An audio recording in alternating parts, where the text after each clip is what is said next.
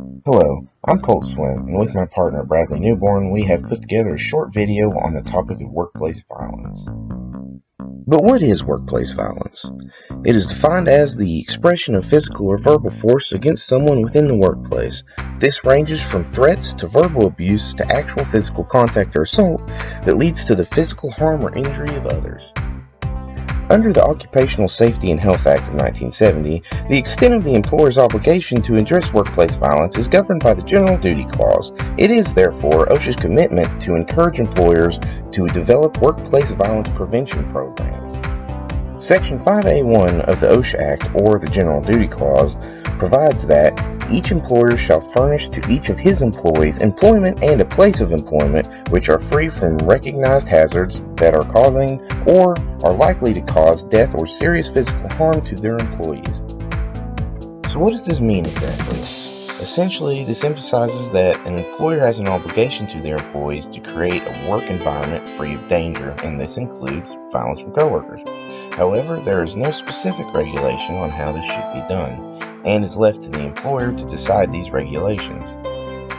Now, a clip provided by Bradley giving an example of common workplace violence. Oh my God. Good. Brad! Brad! Yeah, Bugger. Baker, man, get in here, sit down. Mr. Baker, Take what's a wrong? seat. Take a seat. You got something to talk about? Yeah. What's... Chain of command, buddy. Chain of command. It's just electrical inspector. It's the electrical inspector. They're coming down here today. Well, Good job, bud. Let me explain. Oh, no, there's no explaining needed. Oh, you gotta understand. No, Hold on. no. Get out. Get out. Mr. Baker, hold on. No, I not another word. I teach electrical code. Hey, you know, you're not the inspector. Get out. Get out of my breaking rules. Out of my office. Mr. Baker. Take the walk. Gee. Permanent vacation. Get out. You're done. You're done. Wow, now that was an extreme overreaction to a simple problem, and it almost escalated in physical violence.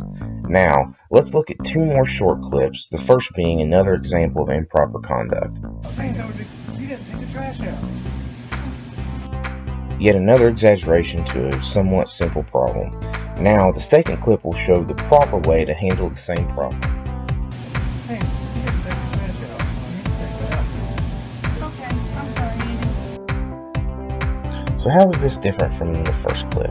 Simply put, it was a much calmer and positive way to handle a simple problem. These examples were obviously dramatized for effect, however, real problems similar to these happen every day. And although regulation dictates that the employer is responsible for these issues, it is ultimately up to the employee to dictate how they act and how they treat their fellow coworkers. This may seem like a simple answer to a simple problem, and that's because it is. Any number of reasons can trigger violent or hurtful tendencies in people, so the only real solution is to put policies in place to prevent and discourage these tendencies, as well as treating people with dignity and respect. And if you take anything away from this, just remember this.